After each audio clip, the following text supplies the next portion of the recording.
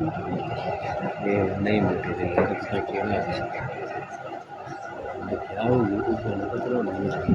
نحمده ونصلي ونسلم على رسوله النبي الكريم اما بعد فاعوذ بالله من الشيطان الرجيم بسم الله الرحمن الرحيم قال الله تبارك وتعالى في القرآن المجيد ان الذين آمنوا وعملوا الصالحات اولئک هم خیر البریہ جزاؤہم عند ربہم جنات عدن تجری من تحتها الانہار خالدین فیہا ابدا رضی اللہ عنہم ورضوا عنہ ذالک لمن خشی ربہ صدق اللہ العظیم۔ قابل صد احترام علماء کرام، معزز مہمانان گرامی، قائدین تحریک منہاج القرآن، اور آج کی اس عظیم الشان محفل میلاد مصطفیٰ صلی اللہ علیہ وسلم میں جلوہ افروز جملہ خواتین و حضرات، اللہ رب العزت کا لاکھ لاکھ شکر ہے کہ جس نے اپنی توفیق خاص اور حضور نبی اکرم صلی اللہ علیہ وآلہ وسلم کے نالین مبارک کے تصدق سے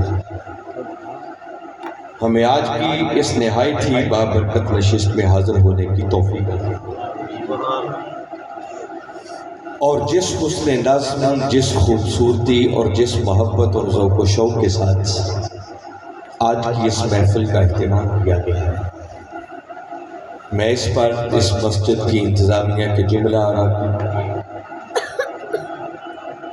اس گاؤں کے جملہ اہالیان اور بالخصوص تحریک منہاج القرآن اور اس کے جملہ فورمز کے قائدین کو، ذمہ داران کو، عہدیداران کو اور رفقاء کو، اور ہر اس شخص کو جس نے کسی بھی حوالے سے آج کی اس محفل کے انتظام و انصرام میں حصہ لیا ہے، میں سب کو دل کی گہرائیوں سے مبارکباد بھی پیش کرتا ہوں اور دعا گو ہوں کہ اللہ رب العزت ہم سب کی اس حاضری کو اپنی بارگاہ میں قبول فرمائے۔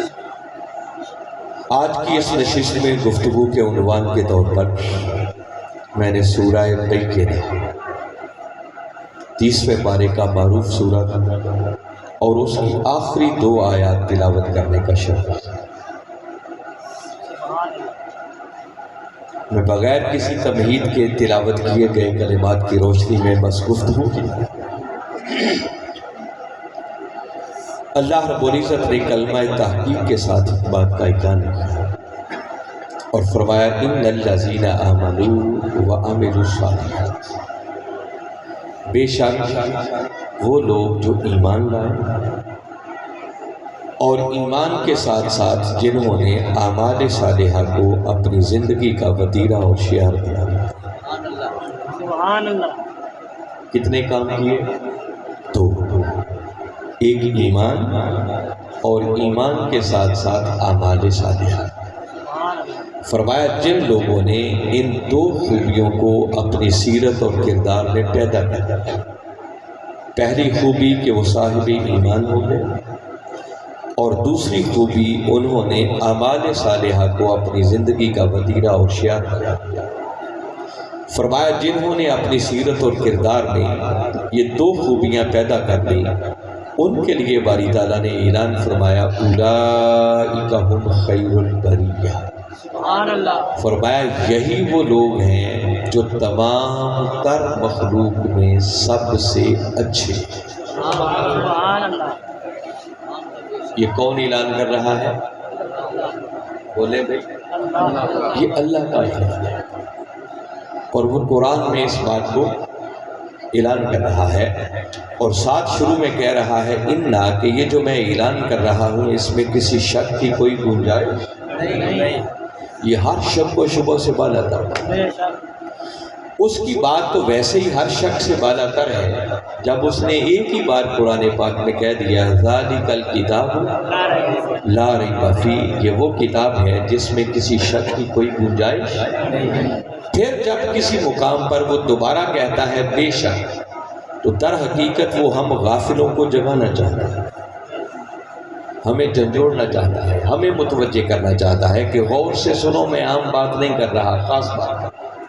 کیا فرمایا؟ جس شخص نے بھی اپنی سیرت اور کردار میں دو خوبیاں پیدا کر دی، ایک ایمان اور ایمان کے ساتھ ساتھ اعمال صالحہ، تو فرمایا ایسے لوگوں کے لیے میں خدا اعلان کر رہا ہوں کہ میری تمام تر مخلوق میں یہی لوگ سب سے اچھے۔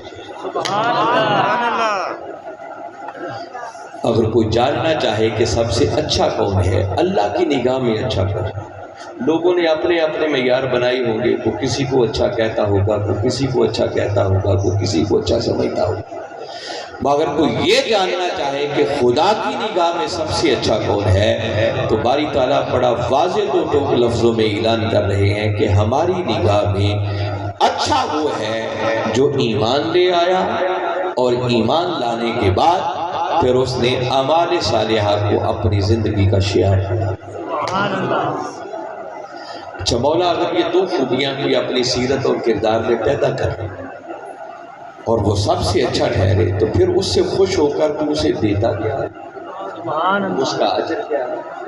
اگلی آیت میں باری تعالیٰ نے اس انعام کا بھی ذکر کیا۔ آگے فرمایا جزاؤہم عند ربہم جنات عدن، فرمایا ایسے لوگوں کے لیے پھر ان کے رب کے پاس جزا کے طور پر ہمیشہ رہنے کے لیے باغات ہوں،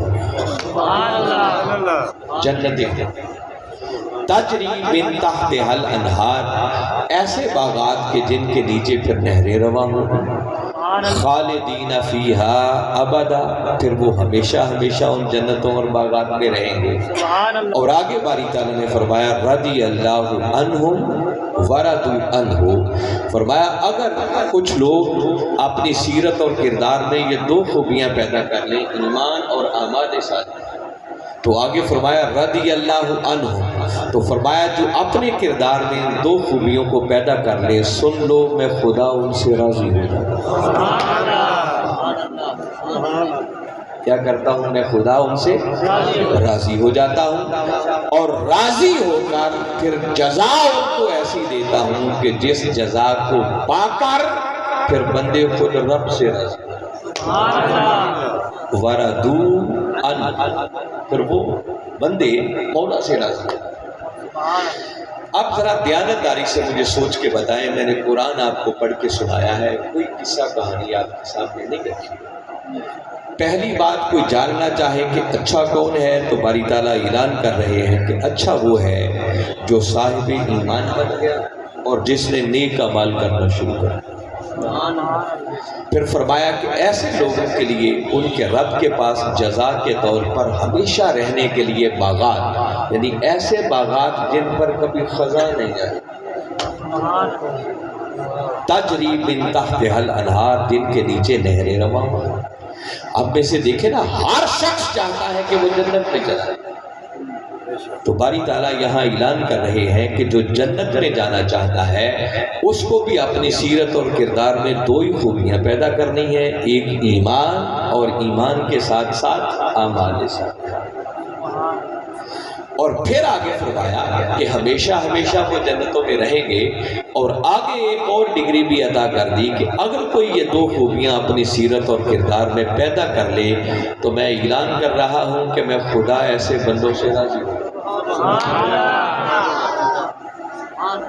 دیکھو نا، کوئی بندہ چاہے کہ مولا مجھ سے راضی ہو جائے، ہر کسی کی خواہش ہے۔ دیکھیں نا، ہم نمازیں پڑھتے ہیں، روزے رکھتے ہیں، حج کرتے ہیں، عمرے کرتے ہیں، یہ میلاد کر رہے ہیں، واضح کرتے ہیں، تبلیغیں کرتے ہیں، صدقہ و خیرات کرتے ہیں، کیوں کرتے ہیں؟ وہ مولا راضی۔ اب باری تعالیٰ خود اعلان کر رہے ہیں کہ میں راضی کن سے ہوتا ہوں؟ فرمایا میں راضی ان سے ہوتا ہوں جو اپنے کردار میں بنیادی دو خوبیاں پیدا کریں، ایک ایمان اور ایمان کے ساتھ ساتھ اعمال صالحہ۔ میں یہ بار بار دوہرا کر آپ کے ذہنوں میں بٹھانا چاہ رہا ہوں، اس بات کو سمجھنے کی کوشش کریں۔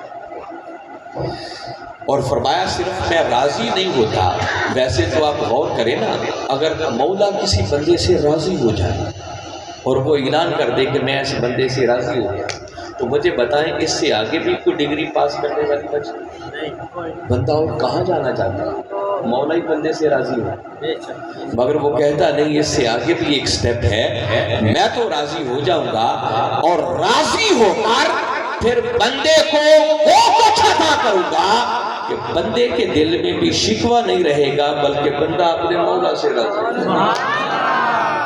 کہ مولا تجھے دینے والی بھی حد ہی کر دی، سبحان اللہ، کوئی کبھی چھوڑی نہیں، سبحان اللہ۔ یہ جتنے انعامات میں گن گن کے بتا رہا ہوں قرآن کی روشنی میں، یہ سارے انعامات، سارے درجات، ساری بلندیاں، سارے ٹائٹل اس خوش نصیب کے لیے ہیں جو صرف دو کام کر لے، ایک ایمان لے آئے اور ایمان کے ساتھ ساتھ نیک اعمال کرنا اپنی زندگی کی عادت بنا۔ اس کے بغیر کامیابی کا کوئی تصور نہیں۔ میں بہت زیادہ آیات تلاوت نہیں کر رہا، یاد رکھیں یہ بات باری تعالیٰ نے قرآن پاک کے اندر کم و بیش 72 کے لگ بھگ آیات ہیں جہاں پر یہ بات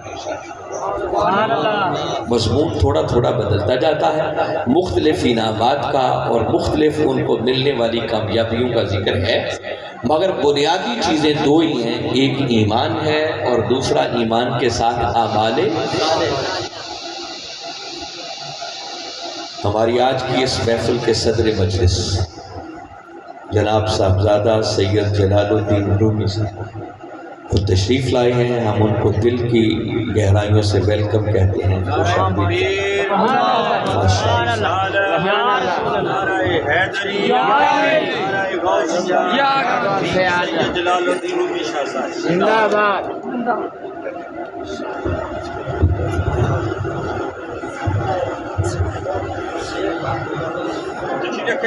بیٹھے بھائی، بیٹھ جائیں۔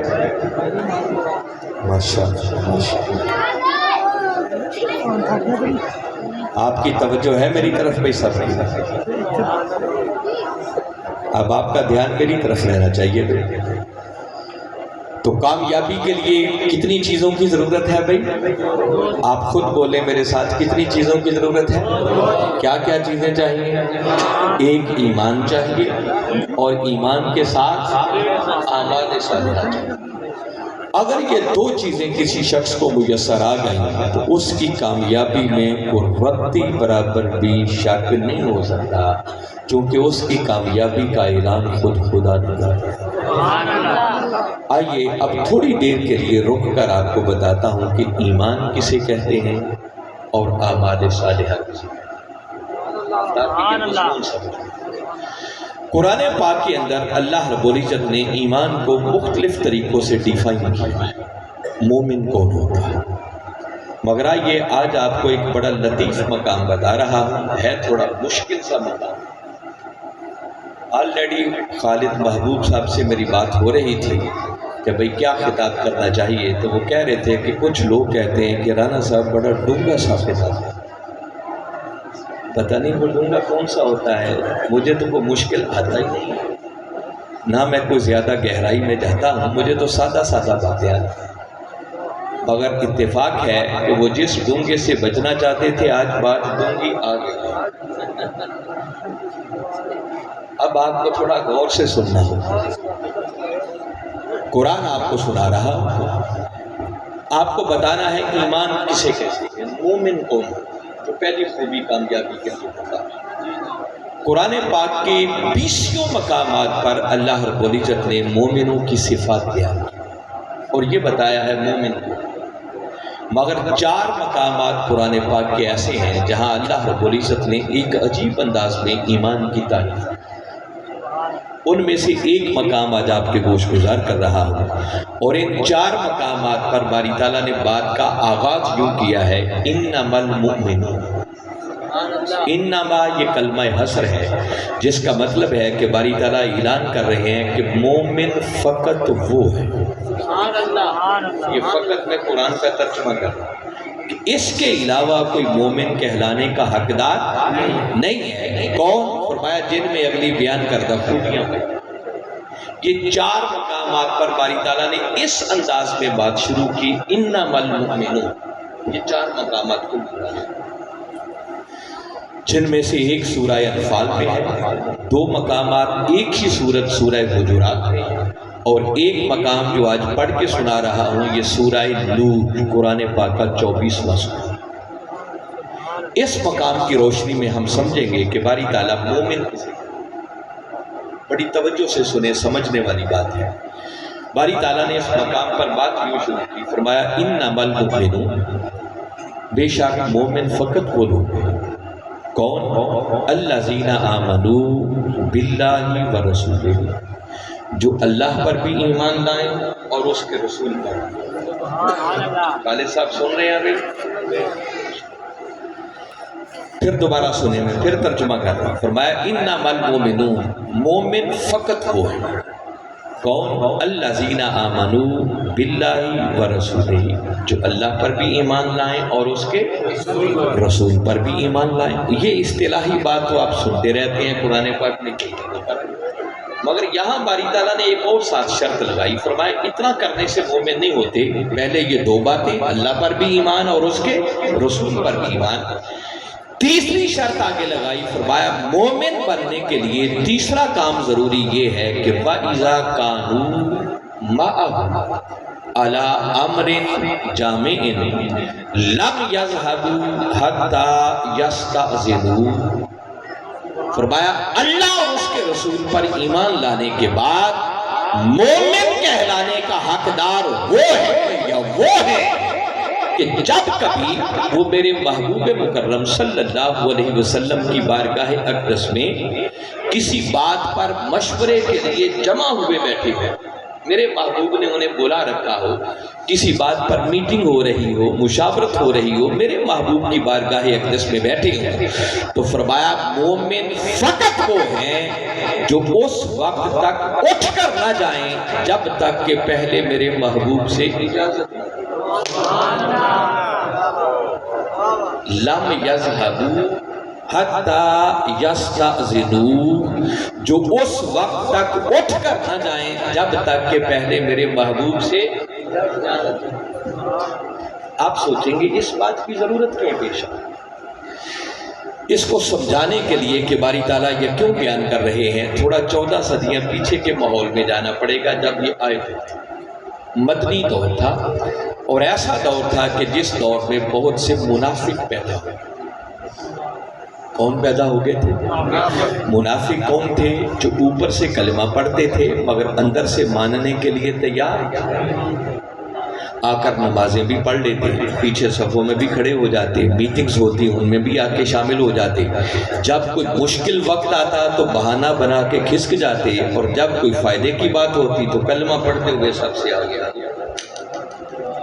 مثلا جہاد پہ جانا ہوتا تو بہانہ بنا کے کھسک جاتے کہ نہ جانا، اور جب مال غنیمت بٹنا ہوتا، کوئی اور اچھا خیر کا پہلو ہوتا تو سب سے آگے آگے میٹنگز میں بھی بیٹھ جاتے، مشاورت میں بھی شامل ہو جاتے، چونکہ کلمہ تو وہ بھی اوپر سے پڑھتے، اور کوئی موقع ہاتھ سے نہیں جانے دیتے تھے کہ جب وہ مسلمانوں اور تاجدار کائنات صلی اللہ علیہ وسلم کو نقصان پہنچانے کی کوشش نہیں کرتے، ہر موقع کوئی نہیں۔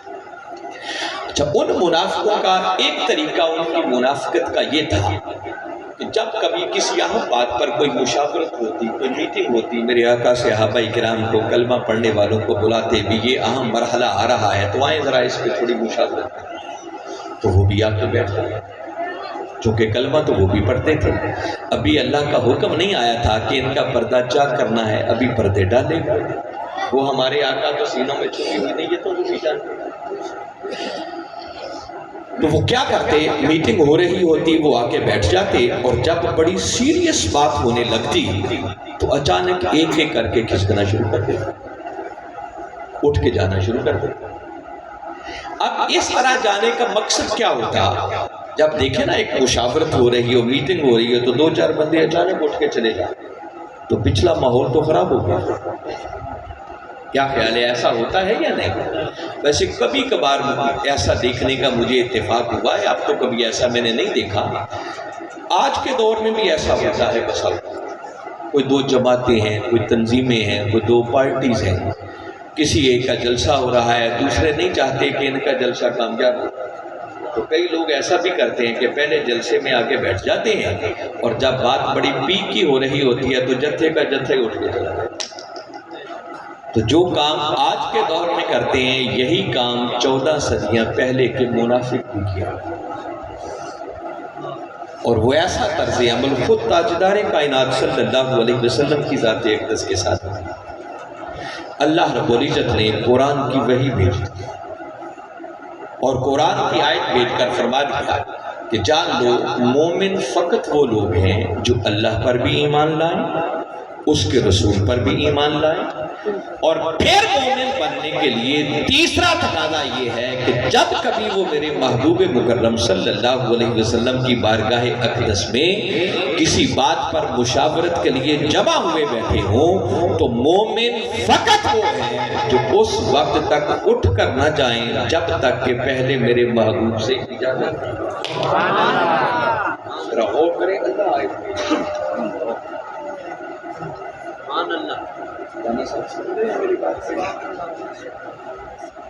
کیونکہ دیکھو نا وہ کہتے ہیں نا فرنٹ سیٹ کی سواریاں اگر سو جائیں تو پھر معاملہ خطرے میں پڑتا ہے۔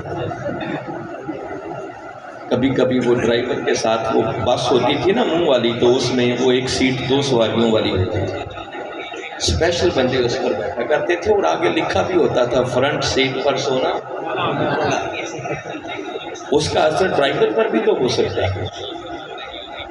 تو میں چاہتا ہوں کہ ذرا سارے لوگ توجہ سے سنیں میری بات کو، میں کیا کہہ رہا ہوں، کیونکہ بات بھی تھوڑی سی وہ ڈھونگی سی آ گئی ہے، پتہ نہیں خالد صاحب نے کوئی بات کی ہے اور بات ایسے شروع ہو گئی، خالد صاحب میں سوچ کے نہیں آیا تھا کہ یہ کرنی ہے، لیکن اگر سمجھ آ گئی اور میں آپ تک پہنچانے میں کامیاب ہو گیا تو آج ایمان پر بہار آ جائے۔ ایمان یہ کم سنی ہوگی آپ نے جلسے کے، ایسی مشکل باتیں علماء منتخب ہی نہیں کرتے، وہ آسان سناتے ہیں تاکہ ایزی لوگوں کو سمجھ بھی آ جائے اور نعرے بھی لگ جائے۔ تو باری تعالیٰ نے قرآن پاک کی وحی نازل فرما دی اور ایک اصول بنا دیا کہ یاد رکھیں ہر کلمہ پڑھنے والا مومن نہیں ہے، مومن فقط وہ ہے جو اللہ پر بھی ایمان لائے، رسول پر بھی ایمان لائے، اور جب کبھی وہ میرے محبوب مکرم صلی اللہ علیہ وسلم کی بارگاہ اقدس میں آیا بیٹھا ہو تو مومن صرف وہ ہے جو اس وقت تک اٹھ کر نہ جائے جب تک کہ پہلے میرے محبوب سے اجازت۔ اللہ نے اب یہ آیت ایک ہی چل رہی ہے، ذرا سنتے جائیں ایک ہی آیت میں باری تعالیٰ کیسے بیان کر رہے ہیں۔ اب یہاں تک اس بات میں کوئی شک رہ گیا، بڑا واضح اعلان کر دیا۔ اسی آیت میں باری تعالیٰ نے پھر آگے دہرایا، فرمایا ان الذین، بے شک وہ لوگ یستأذنونک، اے میرے محبوب مکرم صلی اللہ علیہ وسلم جو آپ سے اجازت مانگتے ہیں۔ آئے بیٹھے تھے، میٹنگ ہو رہی تھی، کسی کو ضروری کام پڑ گیا، اب اس نے اللہ کے بتائے ہوئے ضابطے کے مطابق کھڑے ہو کے اجازت مانگی کہ آقا کیا میں چلا جاؤں، اجازت۔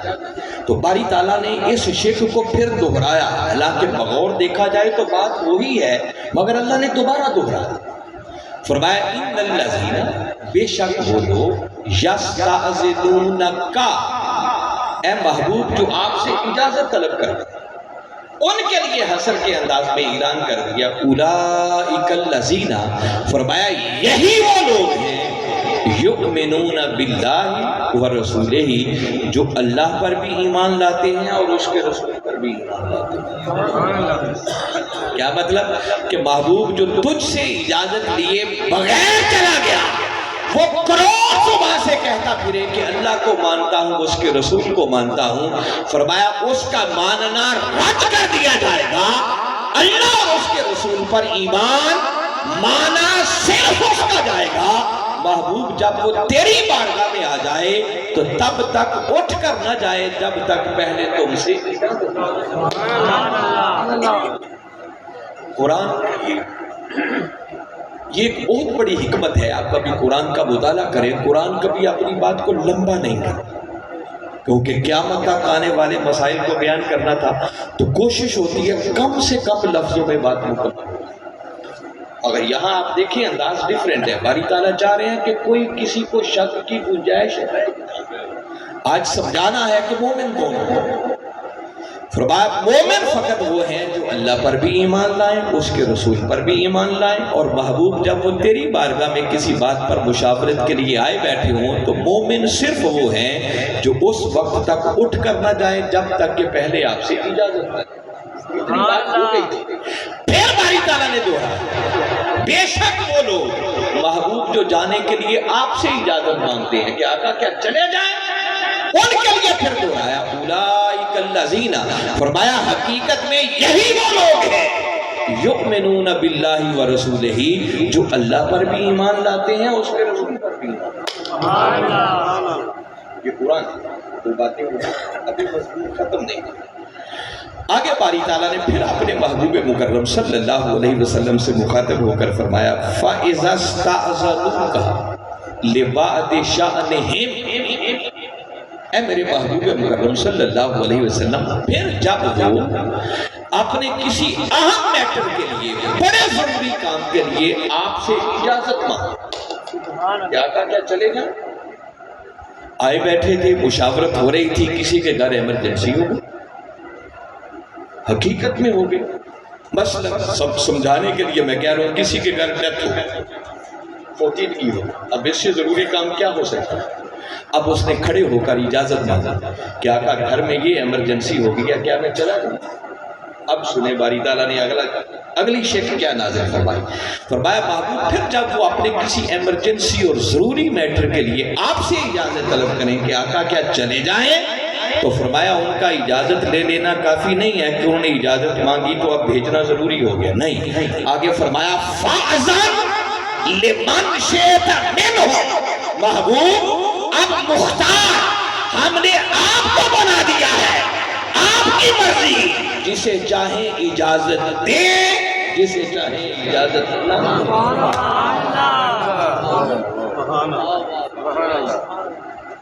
یہ آقا سمجھا رہے ہیں، اصل میں بات ہو رہی ہے کہ مومن کو، سرفراز صاحب گڑبڑ آپ کے ساتھ بھی ہو رہی ہے، نہیں ہو رہی؟ چلیں آپ لوگ دیکھ رہے ہیں سامنے۔ اصل میں اتنا کرتے کرتے ہم پروگرام بہت لمبا کر دیتے ہیں، غالباً میرا خیال ہے کوئی 7:30 بجے تو جماعت ہو گئی ہوگی، لیٹ سے لیٹ بھی، ورنہ تو 7:20 پہ اسلم صاحب بتا رہے تھے ہمارے سلونی ڈال میں جماعت کھڑی ہو جاتی، تو 7:30 کے بعد 9:30 بجے تک بندے کو نیند تو پھر آنا شروع ہو جاتی ہے، اور نیند تو کہتے ہیں سنجی پہ بھی آ جاتی ہے، تو یہ تو پرسکون نہ ہو رہے ہیں۔ کوشش کرنی چاہیے اتنا لمبا پروگرام نہ، ہر روز لوگ میلاد سن رہے ہوں گے، ایک تلاوت ہو، ایک نعت ہو، آپ بھی اگر جلدی آ جایا کریں تو جلدی محفل سے۔ ابھی 3-4 دن پہلے مامو کانجر میں پروگرام ہوا، کیا کمال کا پروگرام تھا، مغرب کے بعد انہوں نے شروع کیا، 8 بجے سلام پڑھ کے دعا کر کے سب شروع ہو گیا، اور شاہ صاحب اتنی گیدرنگ تھی کہ آپ کے اس مجمع کو کم از کم بھی اگر میرا خیال ہے 3-4 گنا کر لیں، بلکہ 5-6 گنا کرنے خواتین بھی ملا، جس میں دیوبندی بھی تھے، اہل حدیث بھی تھے، وہاں آپ کو پتہ ہے نا بڑے بڑے مراکز ہیں، وہ وفود کی شکل میں آئے ہوئے تھے، بڑے بڑے ان کے علماء، اتنا کامیاب پروگرام کہ کسی کے چہرے پر تھکاوٹ ہی کوئی نہیں، پھر سمجھانے میں بھی زور نہیں لگتا اور ایسی باتوں پہ بھی وقت ضائع نہیں ہوتا۔ چل خیر، سرفراز صاحب اپنے بندے ہیں، میں نے ان کا نام لیا تاکہ باقی سوئے ہوئے بھی جاگ، اب یہ جگانا مقرر کی ایک الگ ذمہ داری، یہ بھی اصل میں خالد صاحب نے کہا کہ رانا صاحب لوگ کہتے ہیں بڑے سیریس سا خطاب کرتے ہیں، کوئی تھوڑی تھوڑی درمیان میں انجوائے والی بات بھی ہونی چاہیے، اب یہ بات میں آپ سے پوچھیں تو آپ چل رہے ہیں میرے ساتھ نا؟ اب تیسری بات باری تعالیٰ نے کہہ دی کہ محبوب اب کسی کے ساتھ ایمرجنسی ہوگی، اور میں نے ایک بڑی پیک والی صورتحال بتا دی کہ کسی کے گھر ڈیتھ ہوئی، اس سے بڑا ضروری کام کیا ہو سکتا، اس نے کھڑے ہو کر اجازت دی، اللہ کا فیصلہ ہے اجازت کے بغیر نہیں جانا، آقا کیا ہم چلے جائیں؟ فرمایا محبوب میں اگلی شک بھیج رہا ہوں کہ اجازت مانگنے پر بھیجنا ہی ضروری نہیں ہے، اب مختار ہم نے آپ کو بنا دیا، مالک آپ کو بنا دیا ہے، فَأَذَنْ لمن شئت منہم، محبوب تیری مرضی ان میں سے جسے چاہیں جانے دیں، جسے چاہیں۔ اچھا، یہ تین شکے باری تعالیٰ نے بیان کیا اور بیان کر کے اینڈ جب کیا تو آگے فرمایا وَاسْتَغْفِرْ لَهُمُ اللَّهُ۔ محبوب اب یہ جو اجازت لے کے جا رہے ہیں، جن کے ساتھ ایمرجنسی ہو گئی، کھڑے ہو کے انہوں نے اجازت مانگی اور اب تو نے اپنی مرضی سے انہیں جانے کی اجازت بھی دے دی۔ اب وہ جو جا رہے ہیں اجازت لے کر تیری مرضی سے جا رہے ہیں، محبوب اب کیا کر وَاسْتَغْفِرْ لَهُمُ اللَّهُ، اب آپ ان جانے والوں کے لیے میری بارگاہ میں بخشش کی دعا، آپ ان کے لیے استغفار کریں، آپ ان کے لیے بخشش طلب کریں، آپ ان کی معافی کی سفارش کریں، مولا انہیں معاف کر دیں۔ بندہ سر پکڑ کے بیٹھ گیا کہ مولا غلطی تو ہوئی کوئی، تو نے جو جو ضابطہ بتایا جانے والے نے ہر اس شک کو پورا کر دیا، تو نے ایک بات بتائی بغیر اجازت کے نہیں جانا، اور دوبارہ دوہرا کے بتا دیا کہ جو اجازت لے کے جائیں محبوب وہی ایمان لانے والے ہیں۔ پھر تو نے مختار اپنے محبوب کو بنا دیا، محبوب مرضی تیری ہے، جسے چاہیں جانے دیں، جسے چاہیں نہ جانے دیں۔ اب کسی کے گھر ایمرجنسی ہوئی، اس نے کھڑے ہو کے اجازت مانگی، آقا نے اپنی مرضی سے خود جانے کی اجازت بھی دے دی۔ تو پڑھن والے مجھے بتائیں یہاں تک کو غلطی کی اس بندے نے؟ تقاضے تو سارے پورے کر دیے، تو مولا جب سارے تقاضے پورے ہو گئے تو اب اس کی معافی کی سفارش کی، معافی تو اس کے لیے اس کی سفارش کی جاتی ہے نا جس نے کوئی غلطی کی ہو، اس بیچارے نے تو سارے تقاضے پورے کر دیے، جو جو مولا نے احکامات نازل فرمائے اس نے سارے پورے کر دیے۔ مولا آپ ایسے لوگوں کے لیے معافی کی سفارش کیوں؟ تو در حقیقت باری تعالیٰ سمجھانا چاہ رہے ہیں کہ محبوب بے شک انہوں نے سارے تقاضے پورے کر دیے، مگر میری غیرت کو یہ بھی گوارا نہیں۔ پیارے جب آپ تیری بارگاہ میں گئے تھے تو کوئی مرتا تھا تو مر جاتا، مگر تیری بارگاہ سے بڑھ کر ضروری کام تو کوئی نہیں تھا، انہوں نے جانے کا سوچا بھی کیوں؟ اب یہ جو تیری مرضی سے اجازت لے کے جا رہے ہیں ان کے لیے معافی کی سفارش کر دے، کہیں ایسا نہ ہو کہ ان کے اس طرح جانے پر میرا عذاب بھڑک اٹھے اور وہ میرے عذاب کی گرفت میں آ جائیں۔ محبوب تو معافی کی سفارش کر دے۔ مولا پھر فرمایا ان اللہ غفور الرحیم، محبوب جب تیرے لب شفاعت کے لیے ہل جائیں گے تو میں خدا انہیں معاف بھی کر دوں گا اور ان پر رحمتوں کے بادل بھی نہیں چل دوں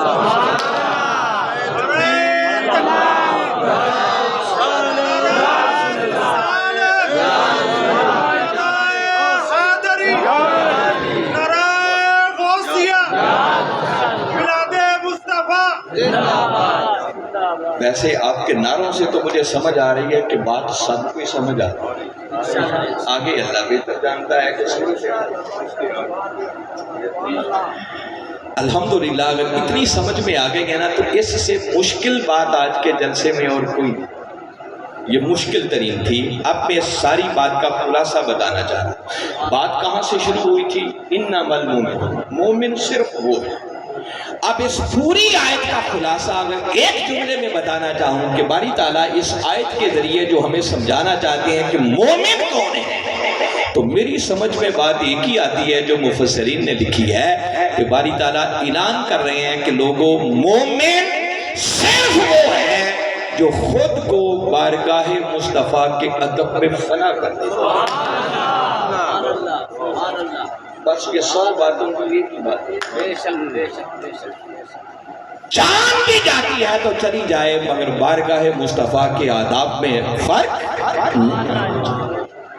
جب تک کوئی شخص پہلے خود کو تاجدار کائنات صلی اللہ علیہ وسلم کے ادب میں یوں مٹا نہیں دیتا، فنا نہیں کر دیتا، وہ کروڑ زبان سے کلمہ پڑھتا پھرے، اللہ کی بارگاہ میں اس کے ایمان کا کوئی اعتبار نہیں ہے۔ ایمان صرف اس کا مانا جائے گا جو پہلے تاجدار کائنات صلی اللہ علیہ وسلم کی محبت، عشق اور ادب کے چراغ اپنے سینے میں ہو جائے۔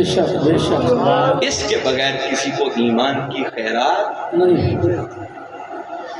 کامیابی کے لیے دو چیزوں کی ضرورت تھی، ان میں سے پہلی چیز تھی ایمان، اور وہ ایمان میں کسی دائیں بائیں کسی کہانی کی کتاب سے نہیں بتا رہا، آپ کو قرآن کی روشنی میں سمجھا رہا ہوں جو اللہ نے اعلان کر دیا ہے کہ مومن صرف وہ ہے جو خود کو میرے محبوب کی بارگاہ کے ادب میں فنا کر دے، اور جو ساری زندگی سمجھتا رہے کہ معاذ اللہ وہ بھی ہم جیسے ہی ہیں۔ تو مجھے بتاؤ ایمان بچے گا پیچھے؟ جو ساری زندگی نقص ہی تلاش کرنے پہ لگا رہے، جو کمیاں ہی تلاش کرنے پہ لگا رہے، جو یہی ڈھونڈتا رہے کہ کہیں سے مل جائے معاذ اللہ کے آقا کو یہ بھی پتہ نہیں تھا، یہ بھی پتہ نہیں تھا، یہ بھی پتہ نہیں تھا، کیا خیال ہے اس کو مومن کہنا چاہیے؟ وہ امتی کہلانے کا حقدار ہے؟ امتی وہ ہے جو نیگیٹو پہلو نہ ڈھونڈے، اس کی ساری زندگی اسی میں گزر جائے کہ میرے محبوب جیسا ہے۔ سبحان اللہ، سبحان اللہ، بے شک یہ ہے پہلی شرط کامیابی ہے۔ اگر کوئی بہتر بننا چاہتا ہے، جنت میں جانا چاہتا ہے، خلود فی الجنت چاہتا ہے، اور چاہتا ہے کہ مولا راضی ہو جائے اور پھر اللہ وہ کچھ عطا کرے کہ جس جزا کو پا کر بندہ مولا سے راضی ہو جائے، تو اس کے لیے پہلی شرط یہ ہے کہ خود کو بارگاہ مصطفیٰ کے ادب میں فنا۔ بے شک، سبحان اللہ، سبحان اللہ۔ ادروائز وہ الٹا بھی لٹک کے کچھ کرتا رہے نا، نمازیں پڑھے، روزے رکھے، حج کرے، عمرے کرے، میں سمجھا دوں گا آگے یہ بات آ جائے، وہ سب کچھ اس بندے سمیت اٹھا کے جہنم کی آگ میں پھینک دیا۔ اگر تاجدار کائنات صلی اللہ علیہ وسلم کی بارگاہ کا، تو یہاں سے سمجھ لیں کہ ایمان در حقیقت نام ہی بارگاہ مصطفیٰ کے ادب کا، بے شک، بے شک، اس سے سبحان ہٹ کر ایمان کسی اور شے کا نام نہیں۔ اب اس کی تائید میں قرآن پاک کی ایک آیت ہے، سبحان اللہ، سورہ بقرہ میں باری تعالیٰ نے ارشاد فرمایا، یا ایھا الذین آمنوا، اے ایمان والو، لا تقولوا رائنا، فرمایا خبردار اب آئندہ سے کبھی رائنا نہیں کہنا۔ یہ کیوں منع کیا گیا ہے اس لفظ کے استعمال کرنے تھے؟ ہوتا یوں تھا کہ تاجدار کائنات صلی اللہ علیہ وسلم جلوہ افروز ہوتے، صحابہ کرام آپ کی مجلس میں بیٹھے ہوتے، تو کبھی کبھار آقا کوئی ایسی بات کرتے جو سمجھ نہ آتی، پتہ نہ چلتا، تو دوبارہ پوچھنا پڑتا۔ تو پوچھنے کے لیے جو عربی میں لفظ استعمال ہوتا تھا وہ لفظ تھا رائنا، جس کا معنی ہے کہ آقا آپ ہماری رعایت فرمائیں، آپ ہمارے حال پر کرم فرمائیں، ہماری خاطر اس بات کو دوبارہ دوہرا دیں، ہماری رعایت۔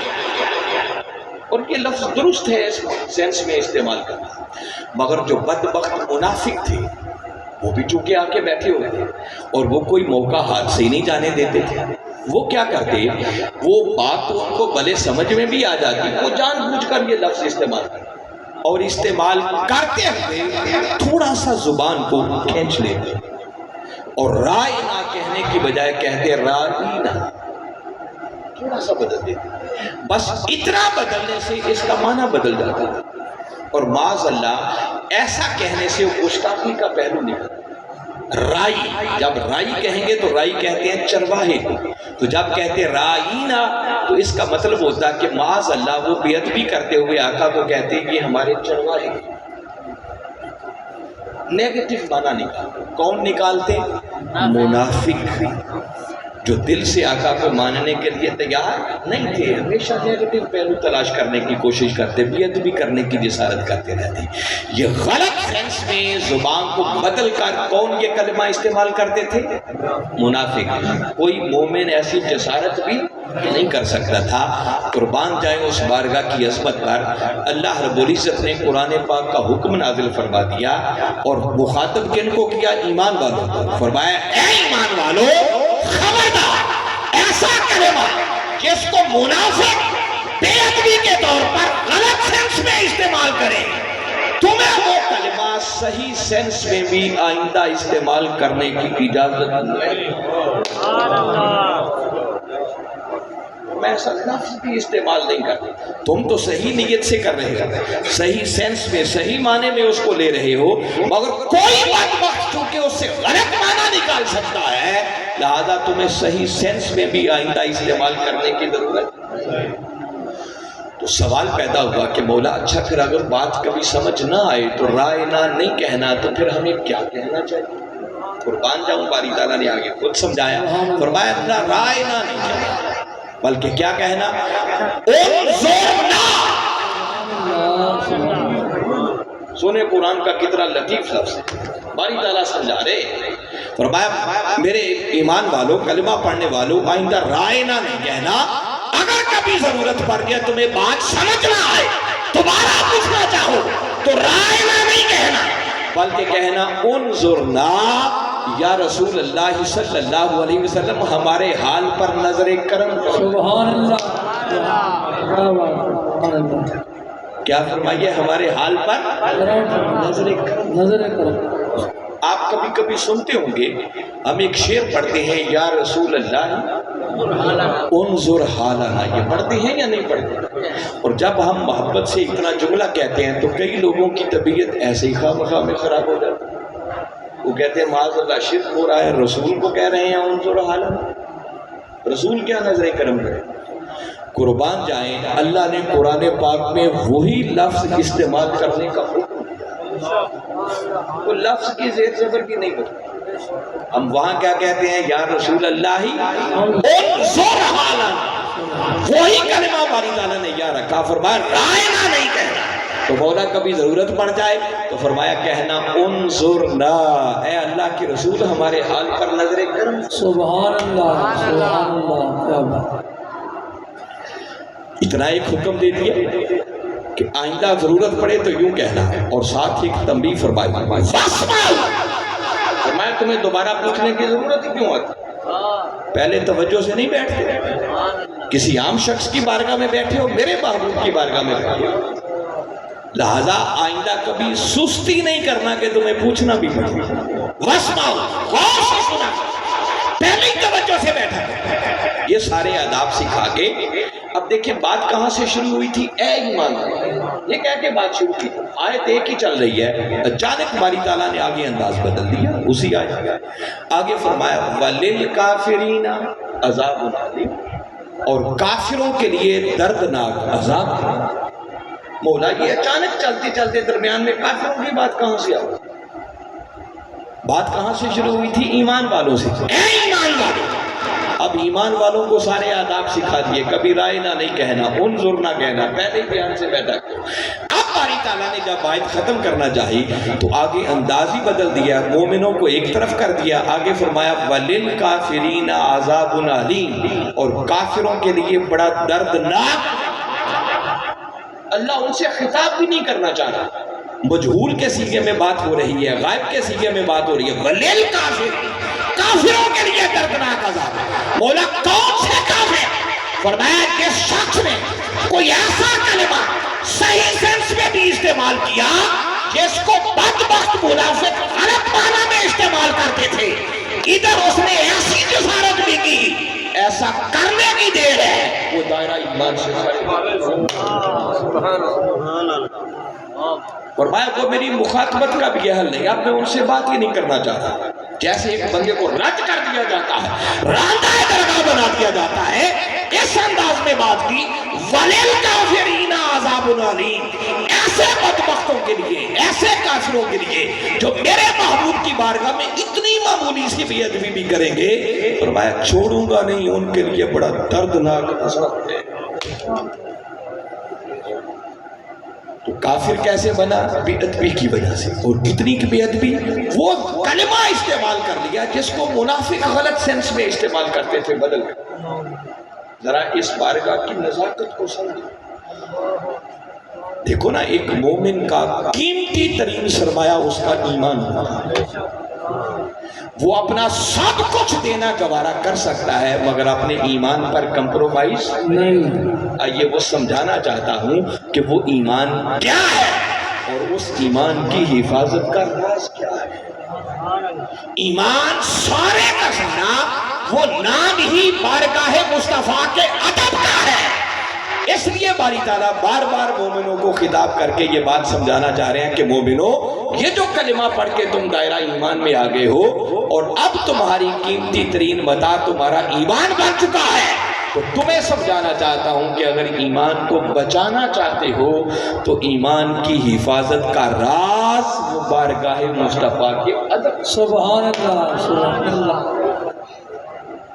بات سمجھ آ رہی ہے؟ بے شک سبحان اللہ۔ ایک آیت اسی مضمون کو سمجھانے کے لیے اور پڑھ دیتا ہوں تاکہ آج چلو ایک بات ہی سمجھ آ جائے، یہی بڑی کافی ہے۔ وہ آسان کر کے سمجھاتا ہوں، اب مشکل بات اس وقت نہیں دیتا۔ ویسے تو اتنی ایمان افروز اس سبجیکٹ پر آیات ہیں کہ کبھی قرآن کو پڑھیں، وہ قرآن جس نے قیامت تک آنے والے مسائل کو ڈسکس کرنا ہے نا، باری تعالیٰ نے بعض مقامات پر ایک ہی جگہ مسلسل کئی آیات میں صرف اپنے محبوب کی بارگاہ کے آداب، سبحان اللہ سبحان اللہ، آداب کون سکھاتا ہے؟ خدا۔ بے شک۔ کبھی آپ نے دیکھا ہے کہ کوئی بڑا کسی چھوٹے کے آداب سکھائے؟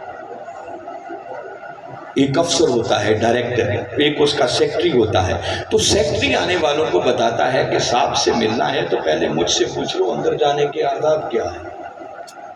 کبھی اس صاحب نے، ڈائریکٹر نے بھی سیکٹری کے آداب سکھائے ہیں کہ میری سیکٹری سے بات کرنی ہے تو کیسے کرنی ہے؟ نہیں، مگر قربان جائے آقا کی بارگاہ کی عظمت پر، ہیں اس کے بندے، وہ معبود ہے، وہ خالق ہے، یہ مخلوق ہے، مگر وہ خدا ہو کر ہم مومنوں کو اور ہم نادانوں کو اپنے محبوب کی بارگاہ کے آداب سکھا رہا ہے کہ ایمان لے آئے ہو تو اب سنو میرے محبوب کی بارگاہ میں حاضر سبحان اللہ کیسے ہے، ڈیل کیسے ہے۔ سبحان اللہ، کیا بات ہے کیا بات میں ہے۔ نے بتایا کئی آیات مسلسل اسی سبجیکٹ پر آپ کو، صرف سورہ حجرات کو کبھی پڑھے نا تو سورہ حجرات کی آیت نمبر 1 2 3 4 مسلسل 8 آیتیں ان کا ایک ہی مضمون ہے اور وہ بارگاہ مصطفیٰ کا ادب ہے۔ سبحان اللہ سبحان اللہ، کیا بات ہے۔ آگے پڑھیے گا کوئی۔ اب ان 8 آیات میں سے 8 کی 8 بیان کرنے کا تو وقت نہیں ہے، ان میں سے صرف ایک بتا، سبحان اللہ سبحان اللہ، وہ بھی آسان آپ بتاتا ہوں تاکہ اب مشکل نہ رہے۔ سورہ حجرات کی دوسری آیت میں باری تعالیٰ نے ارشاد فرمایا، چلیں ساتھ برکت کے لیے پہلے کو بھی جوڑ لیتے ہیں، اس کی تفصیل میں نہیں جاتے۔ باری تعالیٰ نے پھر بات شروع کی، یا ایھا الذین آمنوا، اے ایمان والو، لا تقدموا بین یدی اللہ ورسولہ، فرمایا دیکھو آئندہ کبھی اللہ اور اس کے رسول سے آگے نہیں بڑھنا۔ سبحان اللہ سبحان اللہ۔ کیوں بیان کیا؟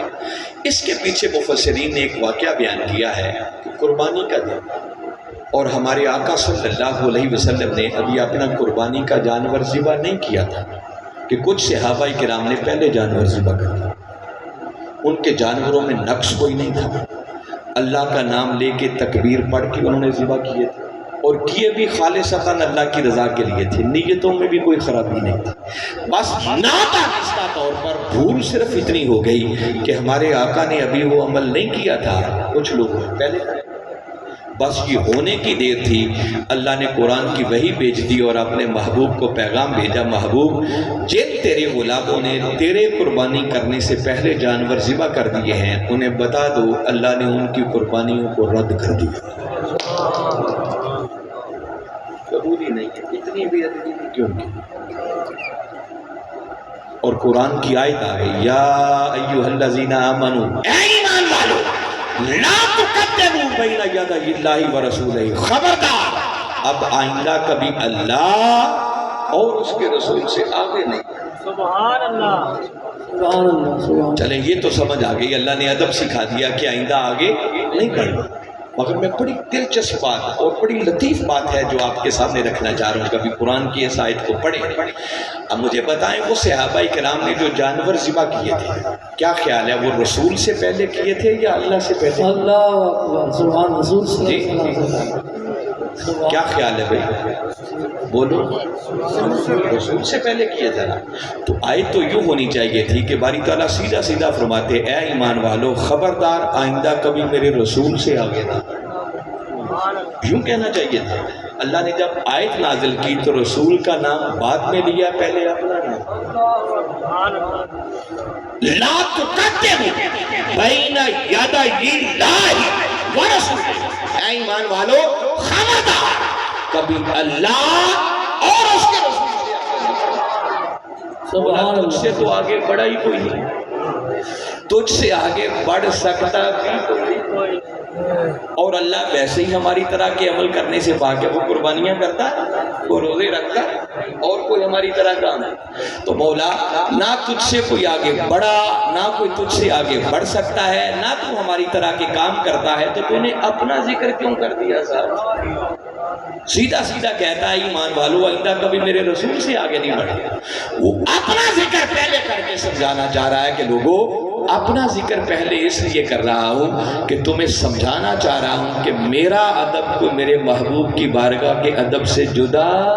سبحان اللہ، سبحان اللہ۔ فرمایا رسول کا ادب ہی حقیقت میں خدا کا ادب ہے، اور بارگاہ رسالت کی بے ادبی ہی بے شک بے شک، سبحان اللہ سبحان اللہ۔ اللہ نے اپنے محبوب کی بارگاہ کی عظمت کو اجاگر کر دیا۔ اب دوسری آیت جو میں سنانا چاہ رہا تھا، جس پر ہم بات کو فائنل کر دیں گے اور آپ کو بات سمجھ آ جائے گی، باری تعالیٰ نے پھر دہرایا یا ایھا الذین آمنوا، اے ایمان۔ اب سنیں کتنا لطیف ادب سکھایا، فرمایا لا ترفعوا اصواتکم فوق صوت النبی، اے ایمان والو دیکھو تمہاری آواز بھی میرے نبی مکرم کی آواز سے اونچی نہیں ہونی چاہیے۔ سبحان اللہ سبحان اللہ، کیا بات کیا بات۔ وَلَا تَجْهَرُوا لَهُ بِالْقَوْلِ كَجَهْرِ بَعْضِكُمْ لِبَعْضٍ، اور فرمایا جس طرح تم آپس میں ایک دوسرے کو اپنے جیسا سمجھ کے اونچی اونچی بلا لیتی ہو، فرمایا خبردار کبھی میرے محبوب کو یوں آواز نہیں دیتی۔ یہ کون سکھا رہا ہے؟ اللہ اللہ سبحان۔ اے ایمان والو کبھی آواز اونچی نہیں کرنی، کبھی اپنے جیسا سمجھ کر نہیں بلا۔ اچھا مولا اگر کوئی غلطی ہو گئی، آواز اونچی ہو گئی، کسی نے اپنے جیسا سمجھ لیا تو کیا ہے؟ ایک گناہ ہی ہے نا، ہمارے کھاتے میں لکھ دے۔ فرمایا نہیں، اسے ایک گناہ نہ سمجھ، اللہ اللہ، یہ ایک گناہ نہیں ہوگا مولا۔ پھر فرمایا انتحبط اعمالکم، اس ایک بے ادبی کی وجہ سے تمہارے زندگی بھر کے سارے اعمال رد کر دیں۔ اللہ اللہ اللہ۔ آپ حالانکہ آپ دیکھیں جب بندہ کو نیکی کرتا ہے نا تو باری تعالیٰ کم سے کم بھی کتنے گناہ اجر دیتا ہے؟ 10 گناہ۔ اور جب بندہ کوئی گناہ کرتا ہے تو اس کے کھاتے میں صرف ایک گناہ لکھتا ہے۔ تو مولا یہ بھی تو ایک بے ادبی ہے نا، گناہ ہی ہے نا، تو چاہیے تو یہ تھا کہ ایک گناہ ہمارے کھاتے میں لکھا۔ اللہ اللہ، چلو نیکیاں ہی کاٹنی تھی تو 10 کاٹ لیتا، اللہ 20 کاٹ لیتا، کوئی سال کی کاٹ لیتا، 2 سال کی کاٹ لیتا، کچھ تو باقی بچ جاتا۔ وہ کہتا نہیں یہ جرم معمولی جرم۔ اللہ اللہ سبحان اللہ۔ بے ادبی کتنی آواز اونچی کرتی، اپنے جیسا سمجھ کے بلا لیا۔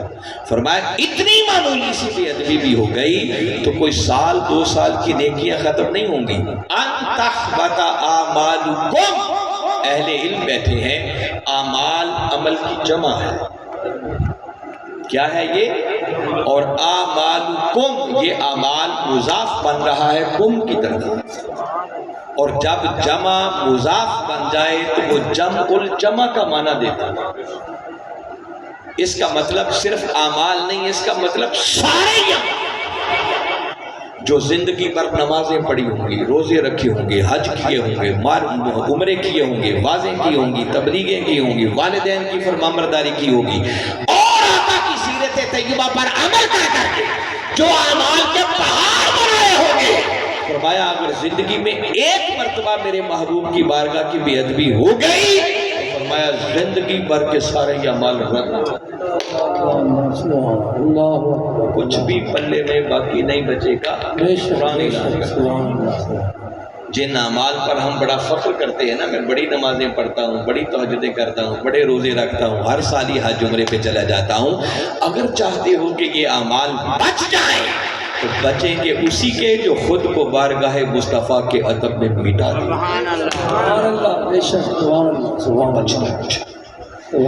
اور اصولی بات یاد رکھ لیں، سارے اعمال اس بدقسمت کے برباد ہوتے ہیں جس کا ایمان ہی چلا جائے،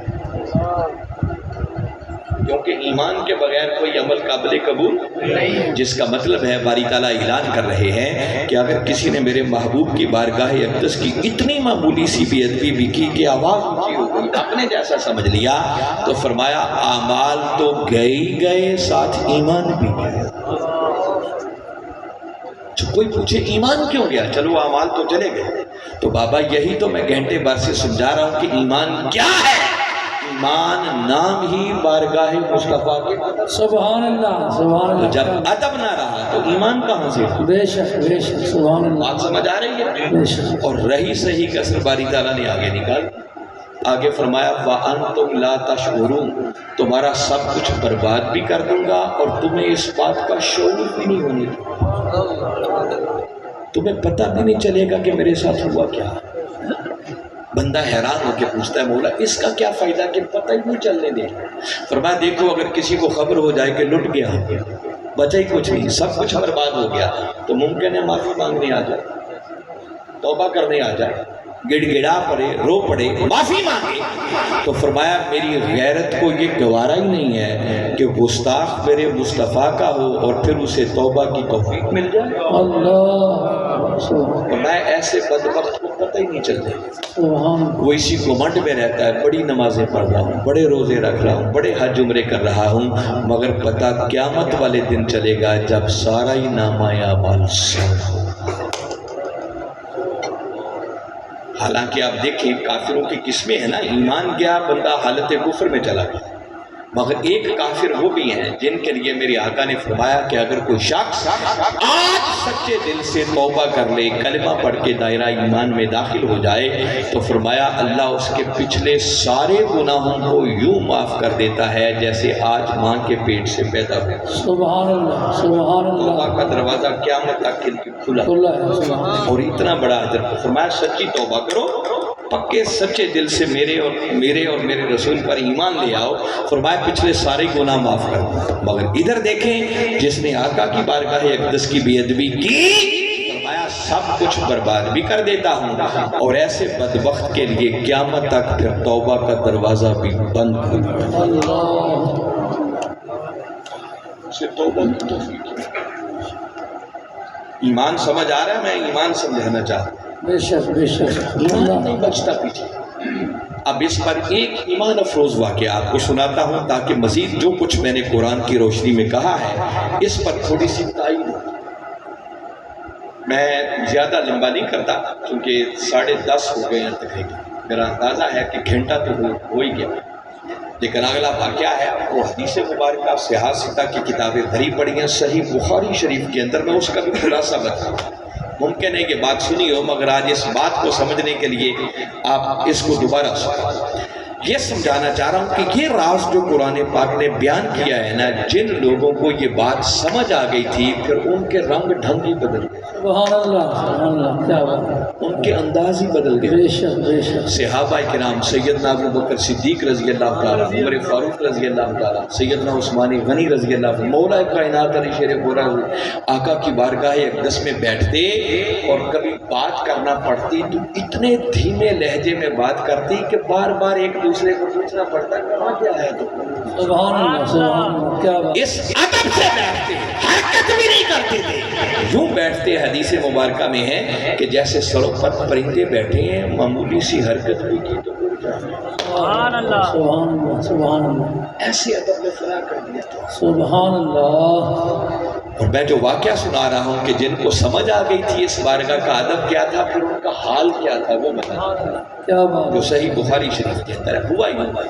کسی قبیلے میں کوئی جھگڑا ہو گیا اور ہمارے آقا صلی اللہ علیہ وسلم ان کا فیصلہ کرنے کے لیے تشریف لے گئے، واپسی میں کچھ تاخیر ہو گئی، دیر ہو گئی، صحابہ کرام انتظار کرتے رہے۔ جب تاخیر زیادہ ہو گئی اور قریب تھا کہ اگر مزید انتظار کرتے تو نماز قضا ہو جاتی، ایسے میں سیدنا بلال رضی اللہ تعالیٰ عنہ اٹھے اور سیدنا صدیق اکبر رضی اللہ تعالیٰ عنہ کی خدمت میں حاضر ہوئے اور عرض کی کہ ابو بکر آقا تو آئے نہیں ہیں، نماز جا رہی ہے، آپ امامت کے مصلی پر کھڑے ہوں تاکہ ہم بر وقت با جماعت نماز کو ادا کریں۔ سیدنا صدیق اکبر رضی اللہ تعالیٰ عنہ امامت کے مصلی پر آ گئے، پیچھے سے اقامت کہی گئی، جماعت کھڑی ہو گئی اور صحابہ کرام صف در صف ابو بکر کی اقتداء میں نماز ادا کر رہے تھے۔ سورہ فاتحہ کی تلاوت بھی ہو چکی تھی کہ ایسے میں تاجدار کائنات صلی اللہ علیہ وسلم واپس مسجد میں تشریف لے۔ سبحان اللہ سبحان اللہ۔ جیسے ہی آقا تشریف لائے تو آپ نے دیکھا کہ میرے غلام ابو بکر کی اقتدا میں نماز ادا کی۔ سبحان اللہ۔ اب چاہیے تو یہ تھا کہ جماعت ہو رہی ہے، آپ لیٹ آئے تھے تو جہاں پیچھے جگہ تھی وہیں کھڑے ہو جائے۔ دیکھو نا، جماعت کھڑی ہو جائے، کوئی لیٹ آئے تو کسی کو آگے جانے کی اجازت ہے؟ بھلے کسی کا باپ آ جائے، گاؤں کا نمبردار آ جائے، کسی کا استاد آ جائے، حتیٰ کہ کسی کا پیر و مرشد ہی کیوں نہ آ جائے۔ بے شک بے شک۔ جماعت کھڑی ہے، اب جو لیٹ ہے جہاں جگہ ہے وہیں کھڑا ہونا پڑے گا، کسی کو آگے جانے کی اجازت نہیں۔ مگر پڑھن والوں یاد رکھو، نماز نام ہی بارگاہ مصطفیٰ کے ادب۔ سبحان اللہ سبحان اللہ۔ ہمارے آقا پیچھے کھڑے نہیں ہیں، اللہ آپ نے صفیں چیر کر پہلی صف تک پہنچنے کے لیے گزرنا شروع کر۔ سبحان اللہ۔ پہلی صف میں سے گزرے، صحابہ کرام کی نظر پڑی، دیکھا آقا تشریف لے آئے۔ سبحان اللہ۔ اچھا مجھے دیانتداری سے بتائیں، جب آقا صفوں میں سے گزر رہے ہو تو صحابہ کرام کی نظر پڑی ہوگی یا نہیں؟ بے شک بے شک ان کی توجہ آقا کی طرف گئی بے شک ہوگی جی؟ ہوگی۔ مگر کسی کی نماز کو کوئی فرق پڑ رہا ہے؟ نہیں۔ آقا گزرتے جا رہے ہیں، صفیں پھر بند۔ سبحان اللہ سبحان اللہ۔ اچھا جیسے ہی آقا پہلی صف میں سے گزرے، صحابہ کرام کی نظر پڑی، دیکھا کہ آقا تشریف لے آئے۔ سبحان اللہ۔ اب چونکہ حالت نماز میں تھے تو زبان سے نہیں بول سکتے، بے شک۔ اب اگلوں کو بتانا چاہ رہے تھے کہ آقا آ گئے ہیں، مگر زبان سے بول نہیں سکتے تھے، تو کیا کیا؟ حدیث مبارکہ میں لکھا ہے فَصَفَّقَ النَّاسِ، تصفیق کے الفاظ ہیں، ہاتھ بندھے تھے تو ہاتھوں پر یوں الٹے ہاتھ مارے، اللہ تالیاں بجائیں، کیوں؟ تاکہ اگلوں کو خبر ہو جائے کہ کائنات کے آقا تشریف۔ سبحان اللہ سبحان اللہ۔ کیا بات ہے، سبحان اللہ۔ یہ نماز ہو رہی ہے، ذرا سنتے تھے۔ اللہ اللہ۔ آقا صفوں میں سے گزرتے جا رہے ہیں، تالیوں کا شور بلند ہوتا چلا جا رہا ہے۔ سبحان اللہ۔ حضور شیخ الاسلام پروفیسر ڈاکٹر محمد طاہر القادری مدث اللہ علیہ، انہوں نے بڑے ہی خوبصورت انداز میں اس حدیث مبارکہ کی شرح کی۔ سبحان اللہ۔ میں یہ جو کچھ سنا رہا ہوں انہی سے میں نے یہ خوشچینی کی ہے۔ اب کاپی تو میں کر نہیں سکتا کیونکہ اصل ہی ہوتی ہے، نقل ہی ہوتی ہے، تو میں تو بس کوشش کر رہا ہوں کہ جو انہوں نے بیان کیا اس کا مفہوم آپ تک پہنچ جائے۔ آپ فرماتے ہیں کہ دیکھیے، لوگ سمجھتے ہیں کہ معاذ اللہ دوران نماز نبی کا خیال آ جائے تو نماز ٹوٹ جائے۔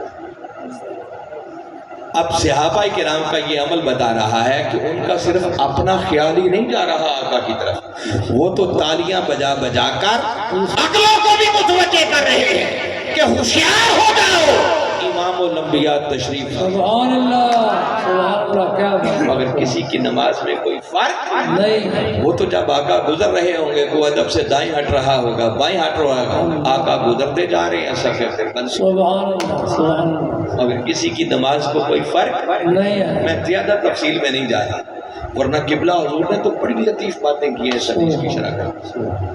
یہ مقتدیوں کا حال تھا۔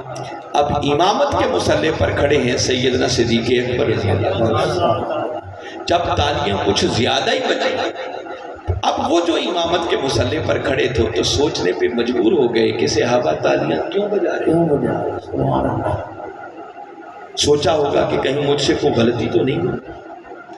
اس واقعے تک اگر امام سے کوئی غلطی ہو جاتی اور مقتدیوں کو پیچھے سے امام کو کچھ بتانا ہوتا تو اس واقعے تک طریقہ یہی تھا کہ پیچھے سے وہ تالی بجاتے۔ سبحان اللہ سبحان کیا کرتے؟ اللہ۔ یہ موقع تھا جب یہ سارا واقعہ ہو گیا تو اینڈ پر میرے آقا نے صحابہ کرام کو بٹھا کے سمجھایا کہ میرے غلاموں سن لو، آئندہ سے امام سے کوئی غلطی ہو جائے یا اگلوں کو متوجہ کرنا ہو تو اب تالیاں نہیں بجایا کرنی، بلکہ اس کی بجائے کہا کرنا ہے سبحان اللہ، الحمدللہ، اللہ اکبر، یہ کلمات کہہ کے اگلوں کو متوجہ کرنا ہے۔ یہ مسئلہ بھی آقا نے اسی موقع پر سمجھا۔ سبحان اللہ۔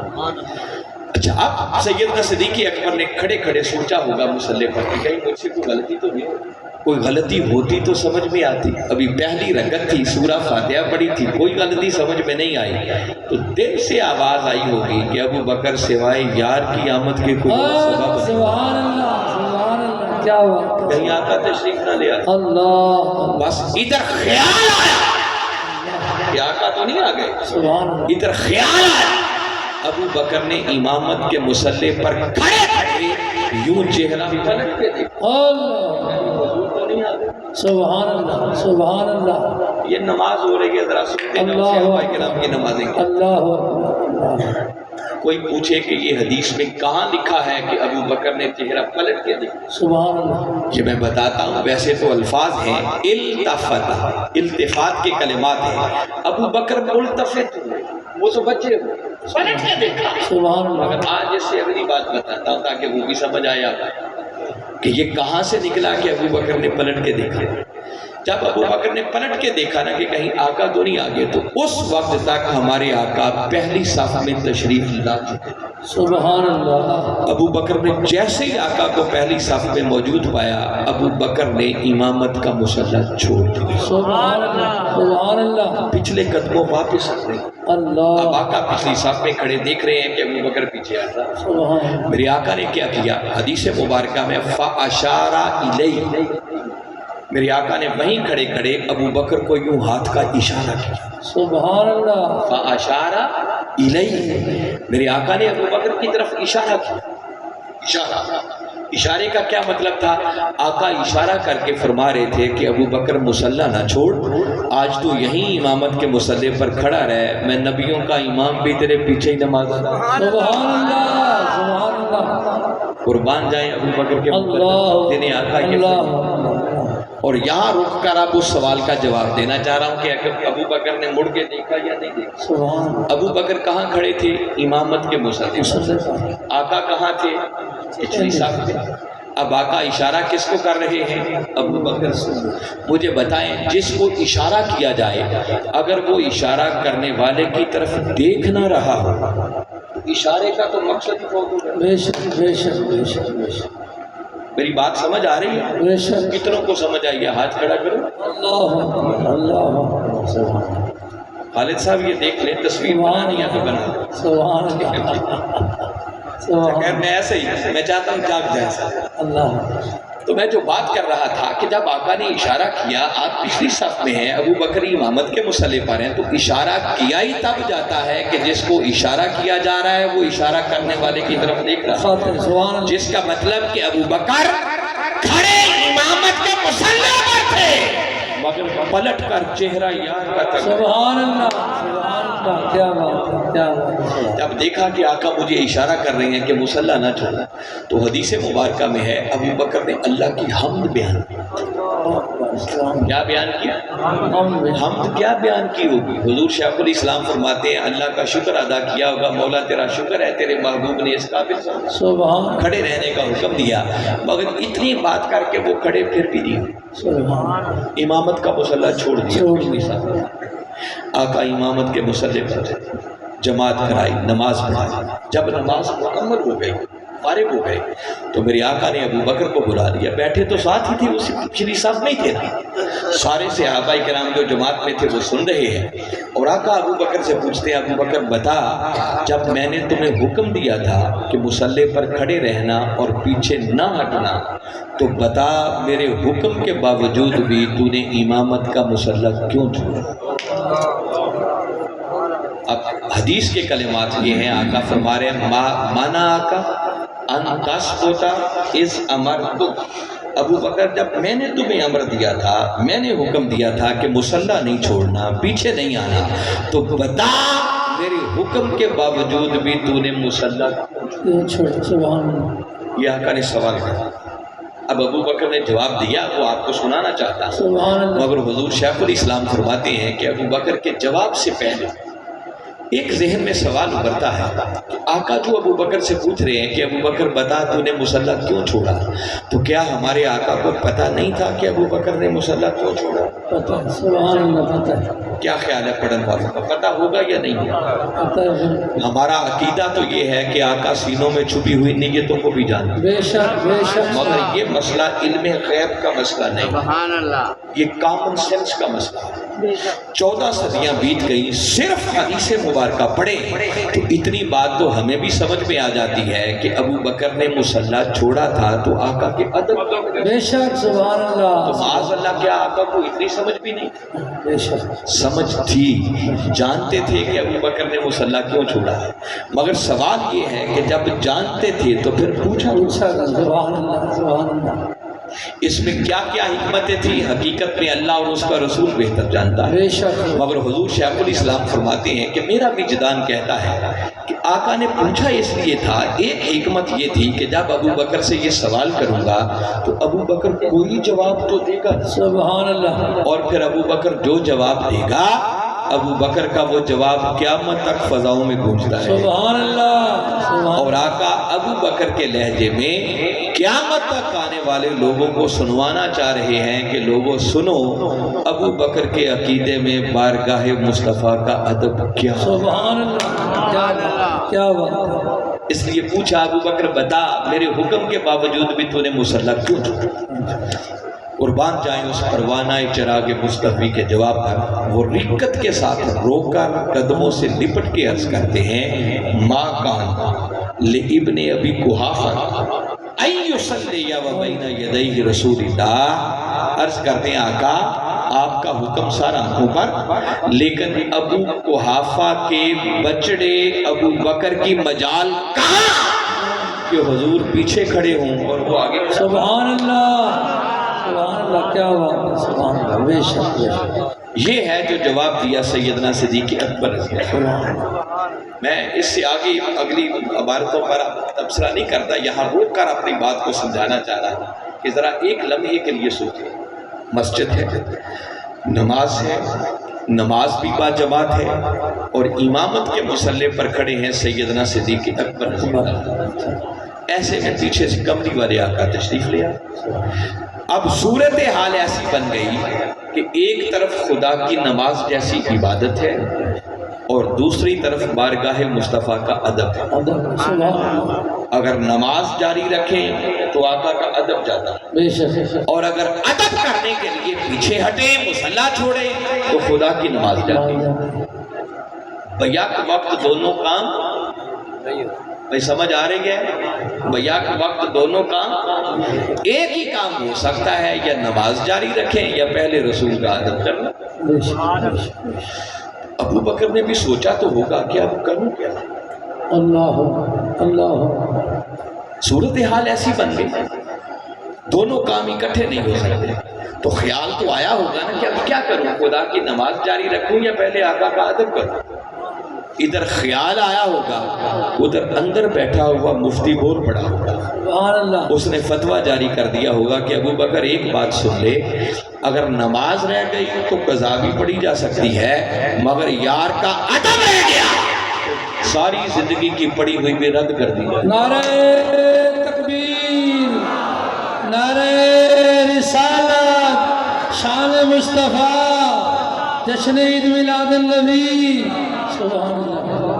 اور حاضرین مکرم میں بڑا جملہ کہہ رہا، بڑی ذمہ داری سے کہہ رہا، اور کہہ اس لیے رہا ہوں کہ میں اکثر کہتا ہوں کہ میری زندگی کا سب سے بڑا فخر یہ ہے کہ مجھے وقت کے مجدد کے قدموں سے نسبت، سبحان اللہ سبحان اللہ سبحان اللہ، کیا بات، اور وہ ایسی ہستی ہیں جنہوں نے اس صدی میں پوری دنیا کو علم کی خیرات دی۔ بے شک، سبحان اللہ، ایسے لوگ صدی بعد بھی پیدا نہیں ہوتے، کئی صدیوں بعد جا کے پیدا، بے شک بے شک، سبحان اللہ، اس لیے دھڑلے سے یہ بات کہہ رہا ہے۔ اللہ، بس ادھر وہ دل نے اندر بیٹھے ہوئے قاضی نے فتویٰ دیا ہوگا، اب جملہ یہ کہہ رہا ہوں کہ پڑھن والوں یاد رکھو، ابو بکر نے کوئی ایک لمحہ ضائع کیے بغیر خدا کی نماز جیسی عبادت کو بارگاہ مصطفیٰ کے ادب پہ قربان کر دیا، سبحان اللہ سبحان اللہ، بولو کیا یا نہیں؟ بے شک، سبحان اللہ، جی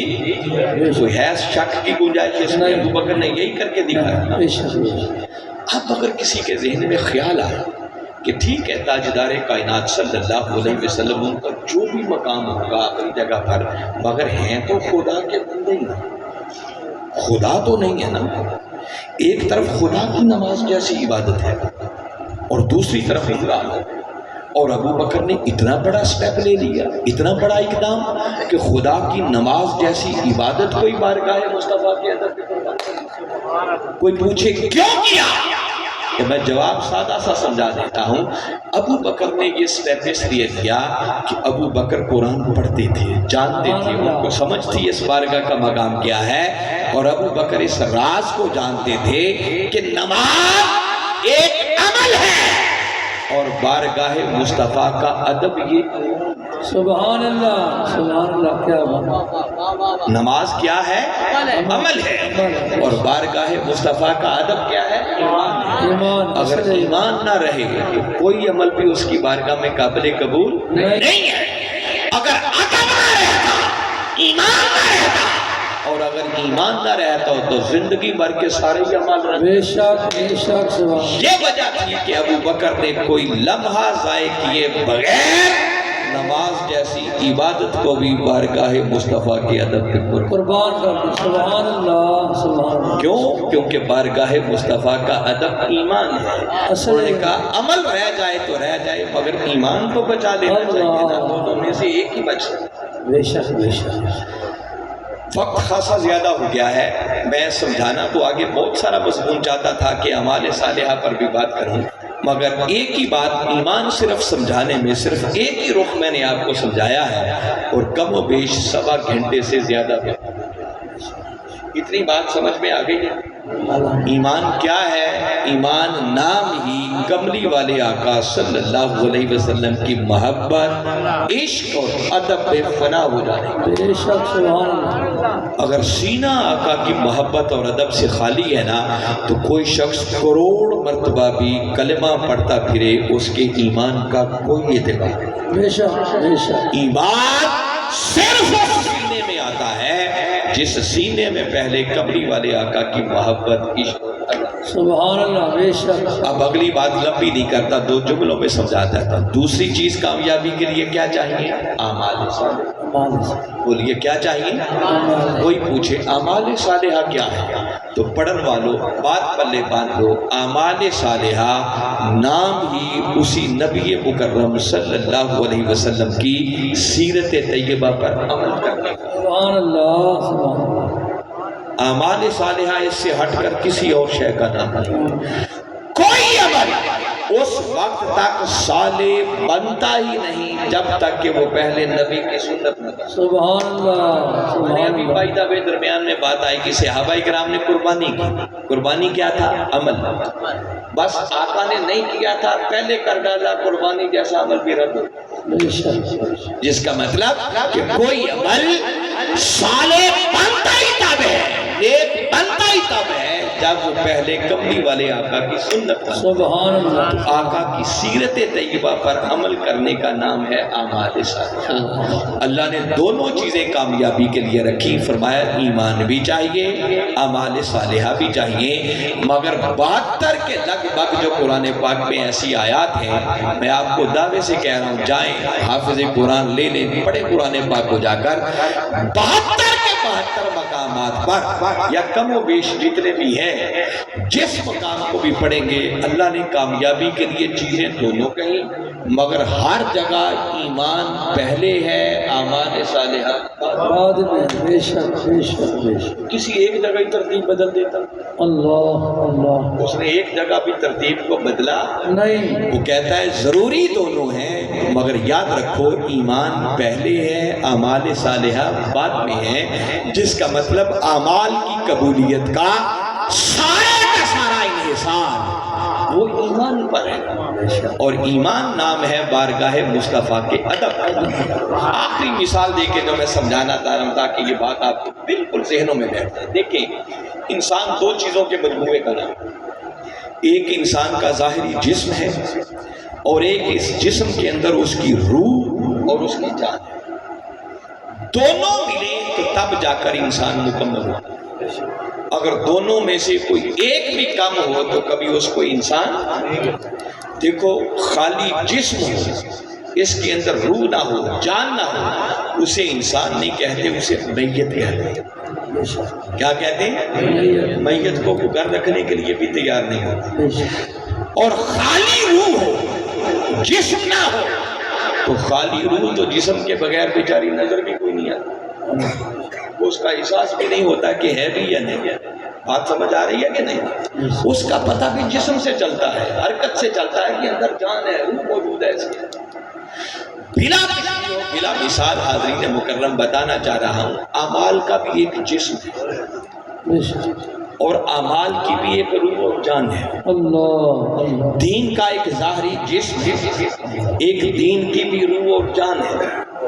کوئی پوچھے کہ دین کا ظاہری جسم کیا ہے تو یاد رکھیں یہ نمازیں پڑھنا، روزے رکھنا، حج کرنا، عمرے کرنا، وعظیں کرنا، تبلیغیں کرنا، یہ دکھائی دیتا ہے۔